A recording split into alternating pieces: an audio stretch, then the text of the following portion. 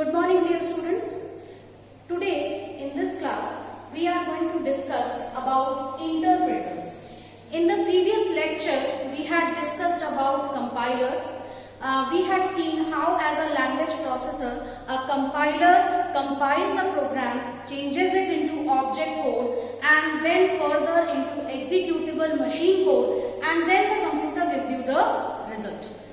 So we were already talking about language processors, where we had talked about three different types of language processors: assemblers, compilers, and interpreters. Where we had seen what are assemblers and what are compilers, but we did not cover what are interpreters. The only fact which we know about interpreters is they also do the work of converting a program written in high level language into low level language, that is machine level language. I use the term machine level language over here because we are talking about the executable code which is in the form of machine code. So the work of compilers and interpreters is the same, that is to convert a program written in high level languages into machine level language, but there is a difference in their way of working. How they work, that way is different. So how it is different we are going to see today.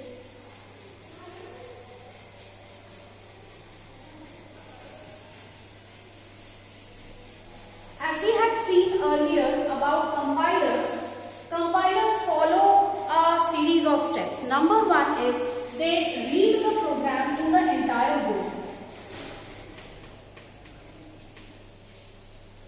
Read the program in one book. So they read the program completely together at once and it performs a lot many analysis like lexical analysis, syntax analysis, semantic analysis. We had seen lexical analysis means first of all collecting the tokens, that is collecting all the various parts or individual units within our program, that comes under lexical analysis.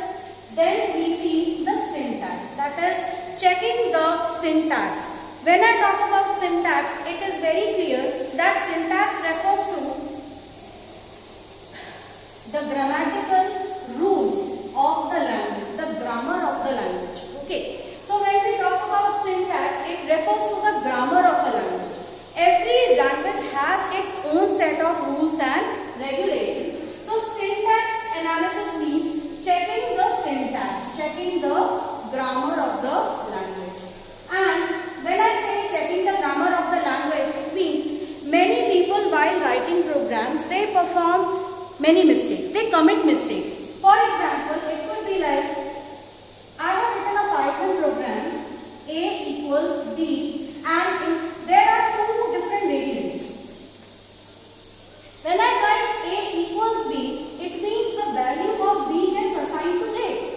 And when I write that A double equals B, then it means that I am checking the equality of A to B, whether A is equal to B or not.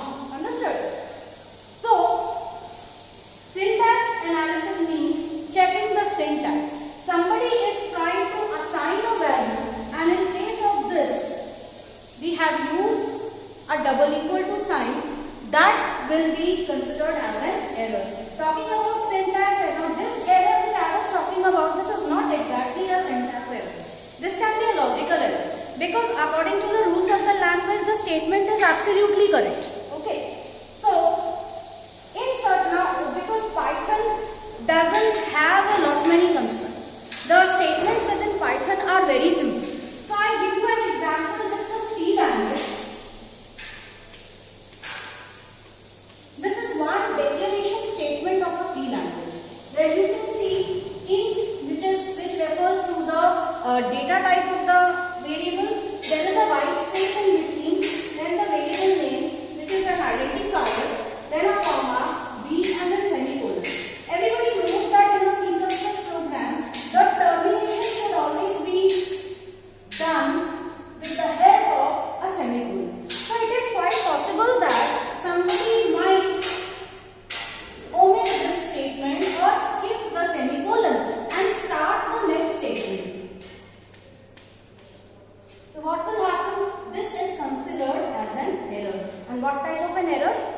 syntax error.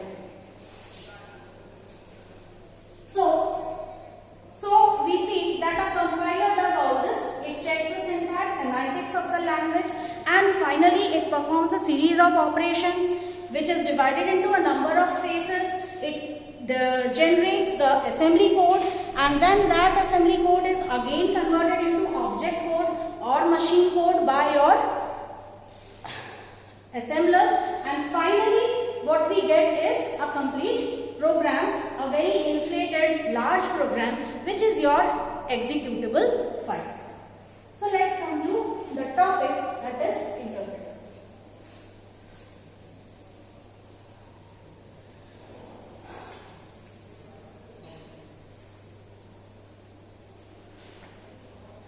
Talking about interpreters, students, interpreters does the work in a step-by-step fashion. That is, it does the work in a stepwise fashion. Talking about stepwise means where in case of compiler, what was happening was the compiler would read the complete program in one go. On the other hand, over here, interpreter takes each line of the program. Suppose I write a small Python program here.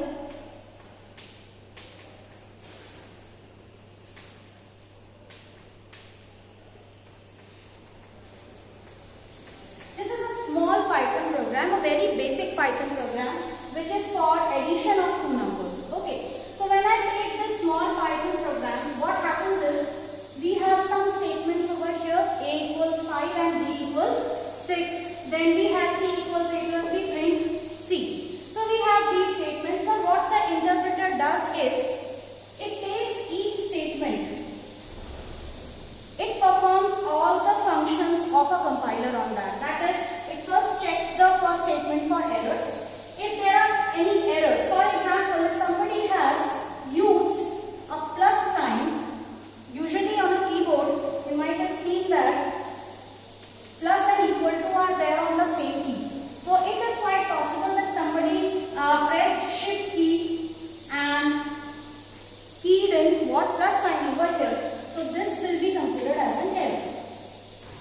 Now interpreter will check the first line. It will ask you to remove the error. So the programmer is going to first remove the error, make the correction in that line. Okay. Now after this error has been removed from the first line, this statement will be converted into object code. When I say talk about object code, it means that first the interpreter converts this into an intermediate code which is in assembly level language.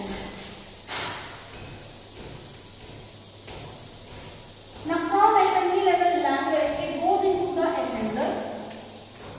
All those steps which we did for compiler, all those steps are followed over here.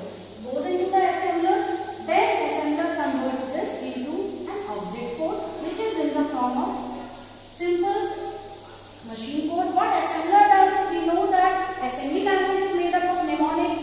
So those mnemonics are actually converted into actual machine code. If there are some other modules being used, like for example user-defined functions or library functions, or we have some other program, any other Python program which we want to link with this. So all of them are together merged with this object code, which gives rise to an inflated code. Now because here interpreter is working stepwise at a time, hence we will not be worrying about the huge inflated code. In fact, number of statements would be increasing. So this one instruction will be converted into many. There would be a one-to-many correspondence, that is, there would be multiple statements corresponding to this one statement over here. So once this is done, this code is executed and we get the result also. And once we get the result, the interpreter moves on to the next statement.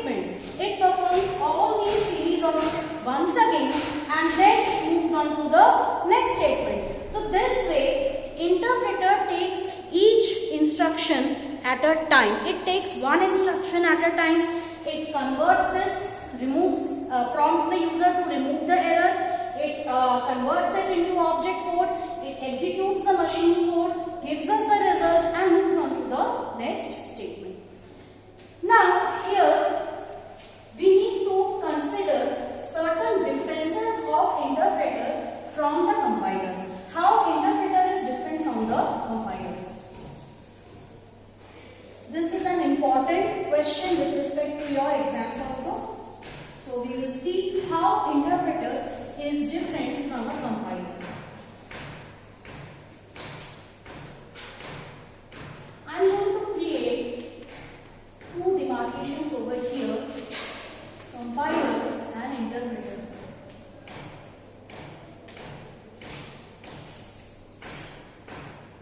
Number one, reads the complete program in one go.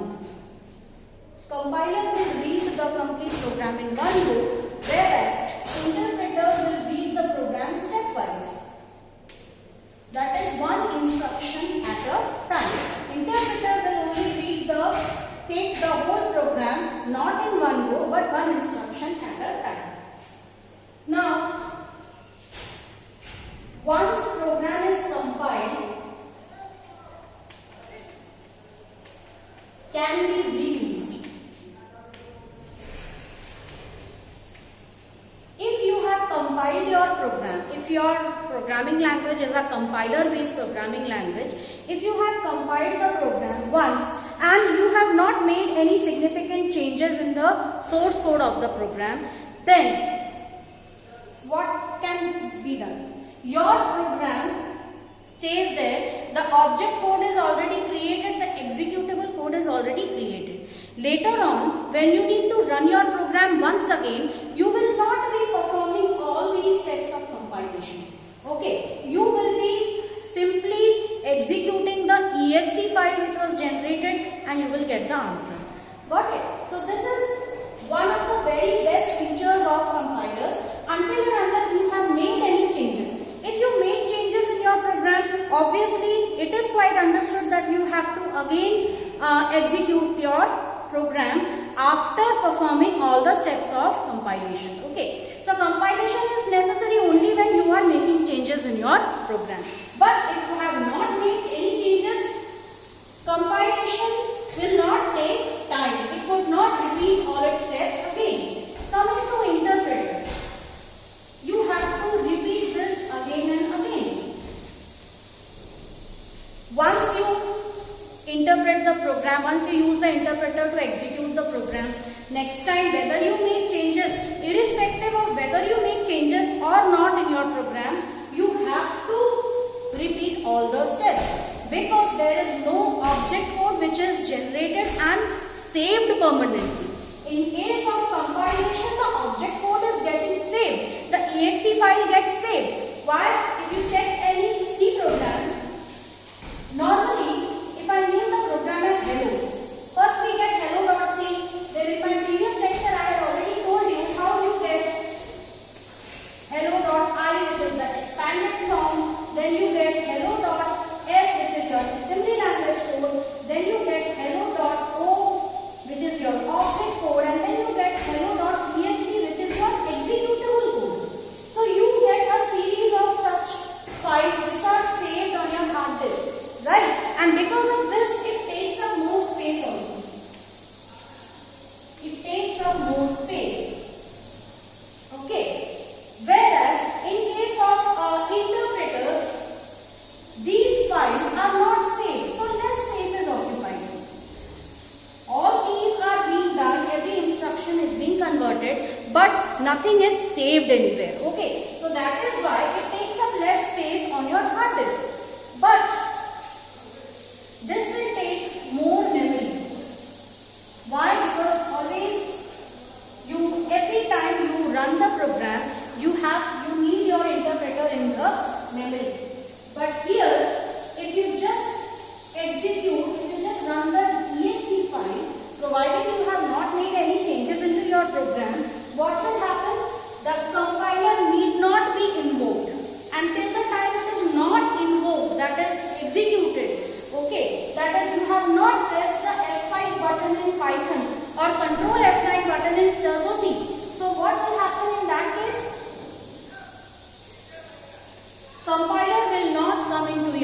memory. So that means your memory is getting saved over here. Understood? So these are some of the differences between compiler and interpreter. Okay, so based on this, I think now it might be clear to you how language processors work, how assemblers work. Assemblers are used by both compilers and interpreters, and how compilers work, how interpreters work. Their task is the same, only thing their way of functioning is different. So with this, we end this lecture.